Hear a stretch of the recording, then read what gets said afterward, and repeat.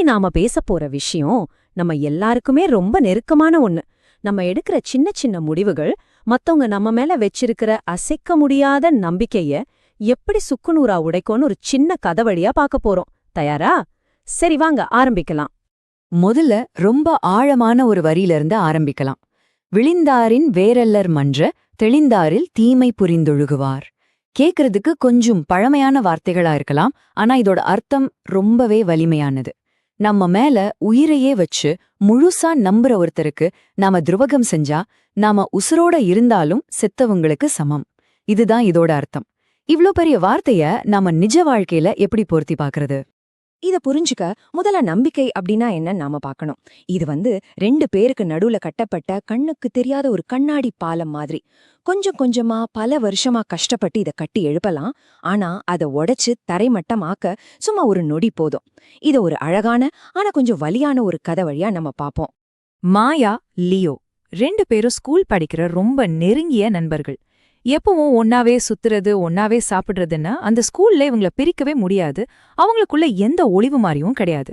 மாயாவுக்கு லியோன்னா உசுரு, லியோவுக்கு மாயன்னா அவ்ளோ பிரியம். இவங்களோட நட்பு அவ்ளோ ஆழமானது.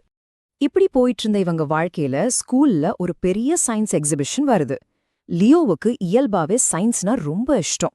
அவன் ரொம்பவே யோசிச்சு யாருமே பண்ணாத ஒரு சூப்பரான ப்ராஜெக்ட் ஐடியாவை கண்டுபிடிக்கிறான்.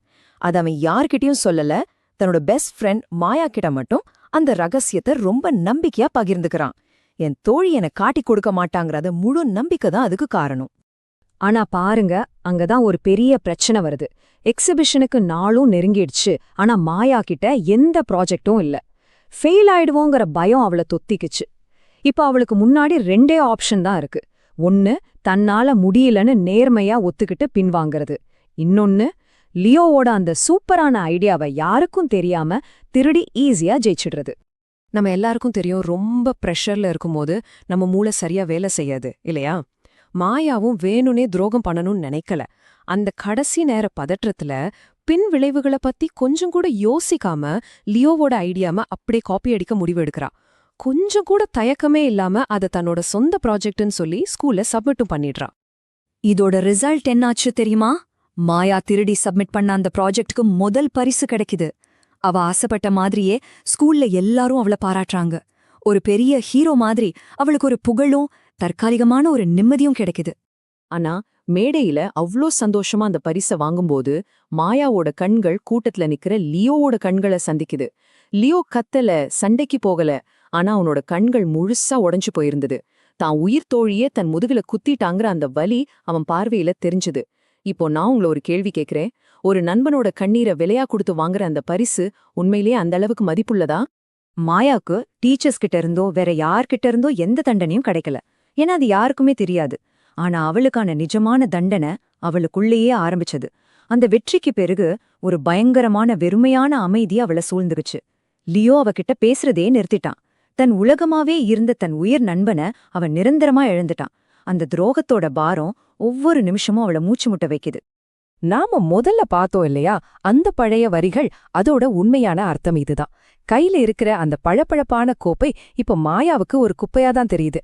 ஒரு அழகான நட்பு சுக்குநூறா உடைஞ்சிருச்சு. எல்லாவற்றையும் விட ஒரு குளிர்ந்த இருட்டான வெறுமை அவளை முழுசா ஆக்கிரமிச்சிடுச்சு. நம்மள உசுர நம்புற ஒருத்தருக்கு துரோகம் செஞ்சு நாம அடையிற எந்த வெற்றியும் நமக்கு ஒரு துளி சந்தோஷத்தை கூட தராது. சொல்லப்போனா உள்ளுக்குள்ள நம்மள ஒரு உயிரற்ற சடலமா ஆக்கிடும். இதிலிருந்து நாம கத்துக்க வேண்டிய ரொம்ப ஆழமான பாடம் ஒன்னு இருக்கு. உங்கள முழுசா நம்புற ஒருத்தரோட நம்பிக்கையை நீங்க உடைக்கும்போது உங்க சொந்த ஆன்மாவோட ஒரு பகுதிய நீங்களே இழக்கிறீங்க. எந்த ஒரு வெற்றியோ பரிசோ ஒரு மனுஷனோட நம்பிக்கையை விட பெருசு கிடையாது.